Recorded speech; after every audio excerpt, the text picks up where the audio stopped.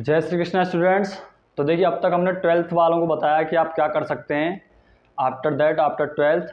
लेकिन अब ये जो वीडियो है वो 10th वालों के लिए है, क्योंकि कुछ बच्चे 10th वाले भी परेशान हो रहे थे कि सर हमारे लिए वीडियो लाइए, जिससे कि हमको ये पता लगे कि आखिर में हम आफ्टर 10th कौन सी स्ट्रीम लें, यानी साइंस साइड लें, कॉमर्स लें या फिर आर्ट्स लें। देखिए, साइड चाहे कोई सी भी हो, चाहे स्ट्रीम कोई सी भी हो, कोई भी बुरी नहीं है। ये ओनली आपकी थिंक प्रोसेस पर डिपेंड करती है, आपकी आईक्यू लेवल पर डिपेंड करता है कि भाई आप किस लेवल की पढ़ाई करते हैं। कोई भी स्ट्रीम में कोई भी कमी नहीं है, बशर्ते बस थोड़ा सा अंतर ये बात का है कि किसी स्ट्रीम से किसी जॉब के लिए आप अप्लाई कर सकते हैं और दूसरी स्ट्रीम से शायद वो जॉब आपको ना मिल पाए। खैर, ज़्यादा फर्क आपको नहीं मिलेगा इसमें, ओनली आपकी ये थिंक प्रोसेस है, पहली बात। दूसरी बात ये याद रखें कि आप किसी के बहलावे में या फिर कोई भी आपका दोस्त है, फ्रेंड है, अगर वो साइंस साइड ले लेता है या फिर कॉमर्स ले लेता है या आर्ट्स ले लेता है, तो उसके अकॉर्डिंग आप अपना डिसीजन बिल्कुल ना लें, क्योंकि कल को आप उसके अनुसार अपना डिसीजन ले तो लेंगे, आफ्टर दैट 12th जब वो आपसे अलग हो जाएगा और जब आपको पता लगेगा कि भाई मेरी स्ट्रेंथ तो इसमें ना होकर इसमें थी, यानी मैंने साइंस ले ली जबकि मुझे लेना आर्ट्स था, या फिर आर्ट्स नहीं लेना था, साइंस लेना था और साइंस ले ली। तो आप अपनी स्ट्रेंथ खुद पहचानें या फिर किसी पर डिपेंड बिल्कुल ना रहें, अपने अनुसार ही डिपेंड योर स्ट्रेंथ के अनुसार ही आपको क्या करना है, जो भी आपको स्ट्रीम लेनी है वो लेनी है। ज़्यादा बात नहीं करते हैं और मैं आपको बताना स्टार्ट करता हूँ। देखिए, 3 स्ट्रीम होती है। सबसे पहली स्ट्रीम होती है साइंस। देखिए, साइंस में आपको जो आपको जो सब्जेक्ट पढ़ने को मिलते हैं कंपलसरी हैं, मैथ, फिजिक्स और केमिस्ट्री, जिसे आप PCM के नाम से जानते हैं। और साइंस वाले बच्चे और क्या पढ़ते हैं, मैथ, फिजिक्स और केमिस्ट्री नहीं होती है उसमें, सॉरी मैथ नहीं होती है उसमें, फिजिक्स, केमिस्ट्री और बायोलॉजी, यानी 3 सब्जेक्ट आपको, जिसे आप PCB के नाम से जानते हैं। ये साइंस साइड बच्चों के सब्जेक्ट होते हैं जो कि कंपलसरी है उनको लेना, यानी PCM और PCB। अब सुनिए सर, अब जो मेन पॉइंट है या फिर आपको मैं बताना चाहता हूँ सबसे अच्छे तरीके से, वो ये है कि भाई आखिर साइंस साइड पढ़कर आप क्या बन सकते हैं। तो मैं आपको एक क्राइटेरिया दे देता हूँ, रफ आइडिया दे देता हूँ, जिससे आपको पता हो जाए कि भाई एक्चुअल में साइंस पढ़ के हम क्या बन सकते हैं। देखिए, साइंस साइड बच्चे तब पढ़ते हैं या फिर साइंस स्ट्रीम तब लेते हैं जब उन्हें इंजीनियर बनना होता है, और जो कि मोस्टली PCM जो लेते हैं बच्चे, उसके अनुसार वो इंजीनियर बनते हैं, यानी बीटेक वगैरह करते हैं और बीटेक करने के बाद वो क्या बनते हैं, एक बढ़िया लेवल के इंजीनियर बनते हैं। आफ्टर दैट और साइंस साइड से आप क्या बन सकते हैं, आप डॉक्टर बन सकते हैं अगर आपने PCB लिया है, यानी फिजिक्स, केमिस्ट्री और बायोलॉजी। यानी जो बच्चे बायोलॉजी लेते हैं मोस्टली उनका सपना होता है कि सर हम एक बढ़िया लेवल का डॉक्टर बने, तो वो आप साइंस साइड से ही बन सकते हैं। दूसरा, अगर आपको वैज्ञानिक बनना है यानी साइंटिस्ट बनना है, तो भी आप साइंस स्ट्रीम ले सकते हैं। तीसरा, अगर आप कोई गवर्नमेंट जॉब लेना चाहते हैं, तो मैं प्रेफर करूँगा कि science side is a very valuable for you. तो ये आपके लिए सबसे ज़्यादा मोस्टली उपयोग में रहेगी या फिर यूज़ में रहेगी। कैसे सर, जितनी भी गवर्नमेंट जॉब हैं, जैसे NDA है, national defence academy, SSC staff selection commission, bank है, रेलवे है, जितनी भी जॉब हैं डिफेंस की, और टेक्निकल, मोस्ट इंपॉर्टेंट बात यही है कि साइंस में और आर्ट्स में और कॉमर्स में सबसे बड़ा डिफरेंस बस यही है कि यहाँ पर जितनी टेक्निकल जॉब आती हैं, टेक्निकल का मतलब ये है कि NDA है आपका, या फिर X ग्रुप है एयरफोर्स में, या फिर लोको पायलट वगैरह, जो भी टेक्निकल जॉब आती हैं वो सब किसके द्वारा दी जाती हैं, साइंस स्ट्रीम के द्वारा। बस इतना छोटा सा अंतर है, बाकी सारी लगभग पोस्टों के लिए जो बच्चे आर्ट्स वाले अप्लाई कर सकते हैं और ये भी अप्लाई कर सकते हैं। हालांकि इंजीनियर तो PCM वाले ही बन सकते हैं। आगे सर, अब देखिए दूसरा जो आता है, अब मैं आपको बताऊंगा कि आर्ट्स वाले पढ़कर क्या बन सकते हैं। बच्चे बहुत ज़्यादा कंफ्यूज होते हैं, बच्चों को सबसे बड़ा प्रॉब्लम यही है कि सर आर्ट्स साइड ले ली तो हम वीक हैं या कमज़ोर हैं, जबकि मैं कहता हूं कि भाई साहब आर्ट्स साइड अपने आप में एक बड़ी स्ट्रेंथ रखता है, ताकत रखता है। और देखिए, सबसे पहला ही एग्जाम क्या है, IAS। मैं आपको आर्ट्स साइड के थोड़े से सब्जेक्ट बता देता हूँ, जिससे आपको एक रफ आइडिया लग जाएगा आर्ट्स में कौन कौन से सब्जेक्ट आते हैं।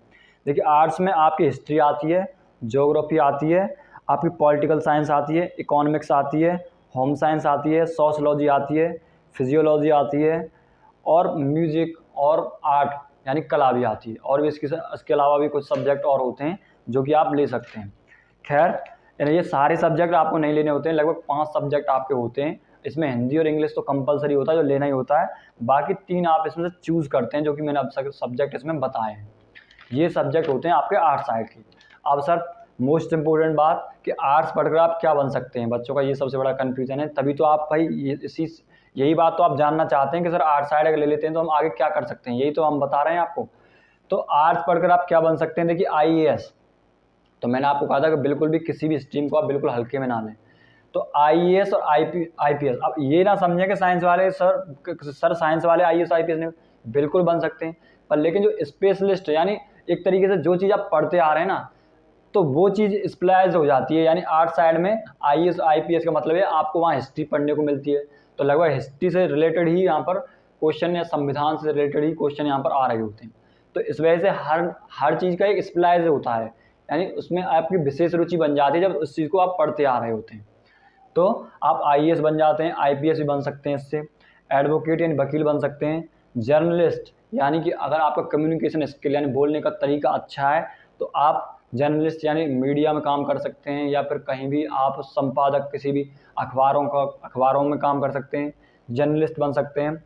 और आर्ट के टीचर भी बन सकते हैं, प्रोफेसर भी बन सकते हैं, इवन गवर्नमेंट जॉब भी आप ले सकते हैं। जो भी गवर्नमेंट जॉब इसमें है वो भी, सिवाय टेक्निकल जॉब को छोड़कर। गवर्नमेंट जॉब में आप एसएससी की ले सकते हैं, बैंक भी ले सकते हैं, रेलवे भी ले सकते हैं। ये सारी जॉब आप आसानी से अप्लाई इनके लिए कर सकते हैं, कोई प्रॉब्लम नहीं है। ध्यान रहे बस टेक्निकल जॉब्स को छोड़ दें, जैसे एनडीए है जिसमें फिजिक्स केमिस्ट्री मैथ कंपलसरी होता है, यानी मैथ कंपलसरी होता है लगभग।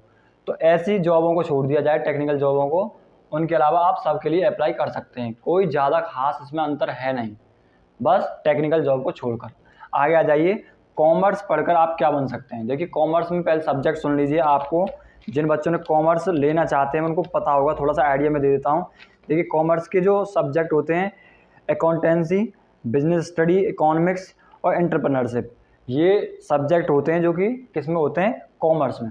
आप सर कॉमर्स पढ़कर आप क्या क्या बन सकते हैं ये सुन लीजिए, एक रफ आइडिया मैं आपको दे देता हूँ। जैसा आपको पता है कॉमर्स पढ़ते ही आप चार्टर अकाउंटेंट बन सकते हैं। अब ध्यान रहे चार्टर अकाउंटेंट ये भी बन सकते हैं, बट मैंने वही बात बताई थी कि एक असली रुचि बन जाती है जब आप किसी चीज़ को लगातार शुरू से पढ़ते आ रहे होते हैं, तो और ज़्यादा रुचि इसमें बन जाती है। तो इस वजह से आपको ज़्यादा आसानी होती है जब आप कॉमर्स ले लेते हैं। तो चार्टर्ड अकाउंटेंट बन सकते हैं, जो आप सीए कहते हैं, आप बहुत अच्छे लेवल की जॉब होती है। ये भी एक तरीके से आईएएस आईपीएस जैसे बनते हैं ना, ऐसे टॉप लेवल की जॉब में आती है कॉमर्स साइड के लिए। कौन सी, चार्टर्ड अकाउंटेंट, जिसे आप बोलते हैं सीए। दूसरा, कंपनी सेक्रेटरी बन सकते हैं आप, अकाउंटेंट बन सकते हैं, सारी फाइनेंस और आपके अकाउंट से रिलेटेड जॉब है। ऑडिटर बन सकते हैं, फाइनेंस मैनेजर बन सकते हैं, या फिर सबसे मोस्ट इम्पोर्टेंट बात जो कि कॉमर्स जो बच्चे लगभग क्यों लेते हैं, एक बिजनेसमैन बनने के लिए। तो आप बिजनेसमैन बन सकते हैं कॉमर्स लेकर। और बाकी जितने भी ये बच्चे अप्लाई कर सकते हैं कॉमर्स और साइंस और आर्ट्स वाले, वो भी आप भी अप्लाई कर सकते हैं। जैसे एसएससी है, बैंक है, रेलवे है, और भी बहुत सारी जॉब है इनके अलावा जो आप आसानी से अप्लाई कर सकते हैं। सिवाय किसको छोड़ दें, बस टेक्निकल जॉब्स को छोड़ दें। जैसे एनडीए वगैरह है, एक्स ग्रुप आता है एयरफोर्स में, इन टेक्निकल जॉबों को छोड़ दिया जाए तो बाकी आप भी सब में अप्लाई कर सकते हैं। देखिए मैं आपको दोबारा से फिर वही बात कहूँगा कि आपको अपनी स्ट्रेंथ को पहचानना है कि मेरी स्ट्रेंथ क्या है। यानी मुझे मैथ पढ़ना ज़्यादा अच्छा लगता है या साइंस पढ़ना ज़्यादा अच्छा लगता है, साइंस मतलब बायोलॉजी पढ़ना अच्छा लगता है। अगर आप बायोलॉजी अच्छा पढ़ना चाहते हैं, डॉक्टरी लाइन में जाना चाहते हैं, तो आपको साइंस स्ट्रीम लेनी चाहिए, जिसमें कि आपको पीसीबी लेना चाहिए अगर आपको डॉक्टर बनना है। और आपको इंजीनियर बनना है या फिर बढ़िया वाली डिफेंस की जॉब चाहिए, एनडीए वगैरह करना है, तो आपको साइंस लेनी चाहिए। और अगर आपको चाहिए कि सर नहीं हमें साइंस नहीं लेना, हमें पुलिस लाइन में ही जाना है, पुलिस लाइन में बड़े लेवल पर जाना है, तो आप आईएएस आईपीएस बन सकते हैं आर्ट्स साइड लेकर। और कॉमर्स जैसा कि आप देख रहे हैं, अगर आपको फाइनेंस से रिलेटेड या पैसों से रिलेटेड अच्छे लेवल की जॉब चाहिए तो this is the only job for commerce related to chartered accountant, यानी आप सीए बन सकते हैं। तो आप सीए बन सकते हैं, अकाउंटेंट, ये सारी जॉब हैं जो कॉमर्स से रिलेटेड होती हैं। तो आपको बस ये देखना है कि सर मेरी जो रुचि है वो किस सब्जेक्ट में है। तो मैंने आपको एक रफ आइडिया दे दिया है, बाकी आपको ही लेना है जो भी कुछ लेना है। और जो कुछ भी अगर आपको कहीं कुछ समझ में नहीं आए तो आप मुझसे पूछ सकते हैं, मैं आपको ज़रूर आंसर दूंगा। थोड़ी सी 1-2 दिन लेट हो गए हम, इसके लिए माफ़ी चाहते हैं, बट क्या करें थोड़ा सा बिजी रहता है शेड्यूल, इस वजह से नहीं बना पाए। तो बने रहिए हमारे साथ और ध्यान रहिए 2 साल आपने क्या किया 9th-10th में कोई फ़र्क नहीं पड़ता है, लेकिन 11th-12th में आपको बहुत अच्छा परफॉर्मेंस अपना दिखाना है। क्योंकि एक बात हमेशा ध्यान रहे कि ज़िंदगी छोटी नहीं होती, लोगों को समझ में देरी से आता है, और जब समझ में आने लगता है तब तक बहुत देर हो चुकी होती है। इसलिए आपको अभी से अपना जी जान लगा देना है, क्योंकि भाई बहुत गोल्डन टाइम चल रहा है 11th और 12th का, और यही आपकी मेहनत है। अगर आप मेहनत कर लेते हैं तो आगे का फ्यूचर सेव कर लेते हैं, अदरवाइज़ आपके हाथ कुछ नहीं पड़ता है जब समय निकल जाता है। तो धन्यवाद, बने रहें हमारे साथ। जय हिंद, जय श्री कृष्ण।